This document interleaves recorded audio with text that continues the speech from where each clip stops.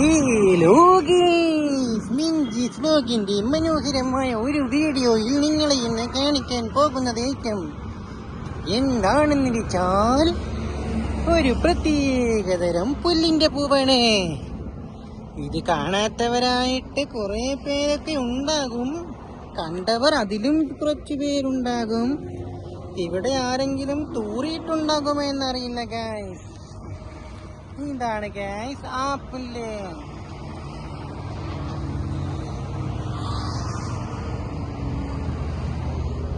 Guys എങ്ങനെയുണ്ട് കാണുവാൻ?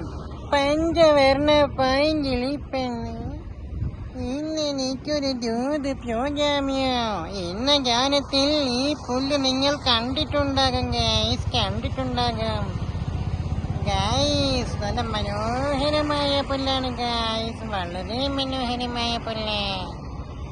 ഇത് നിങ്ങൾ കണ്ടിട്ടുള്ളവരുണ്ടെങ്കിൽ ഈ പുല്ലിന്റെ യഥാർത്ഥ രാസനാമം ഒന്ന് കമന്റ് ചെയ്യാമോ ഗൈസ്?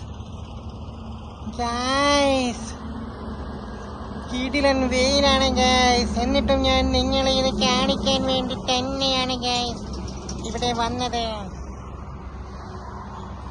ഗൈസ്. ഹൈവേയിൽ ലോറിക്കാർ നിർത്തുന്ന സ്ഥലമാണ് ഗൈസ്. ഇവിടെ എത്ര പേർ തൂറിയിട്ടുണ്ടാകുമെന്നൊന്നും അറിയില്ല ഗൈസ്. എങ്കിലും നിങ്ങളെ ഇതൊന്ന് കാണിച്ചു തരണ്ടേ ഗൈസ്, അതിനു വേണ്ടിയാണ് ഗൈസ്.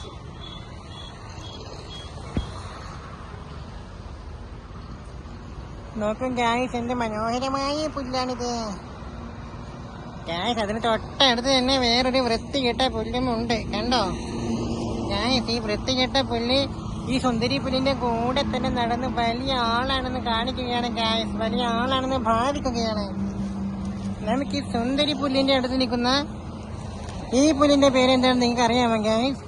ഇതാണ് കൊണിച്ചിപ്പുല്ല്. കൊണിച്ചിപ്പുല്ല് എന്റെ പ്രശ്നം എന്താന്ന് വെച്ചാൽ നമ്മുടെ പാൻറിലെല്ലാം നിറയെ പറ്റി പിടിച്ചു വളരും.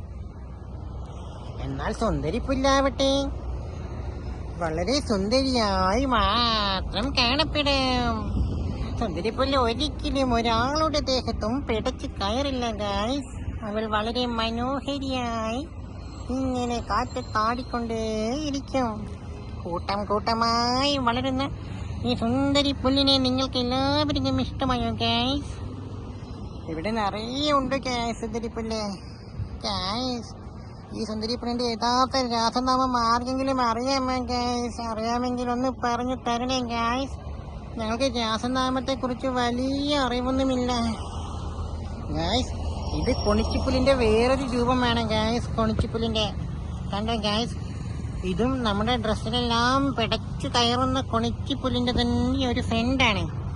കൊണിച്ചിപ്പുല്ലും തന്റെ ഫ്രണ്ടും അടുത്തടുത്താണ് ഗൈസ് വളരുന്നത്.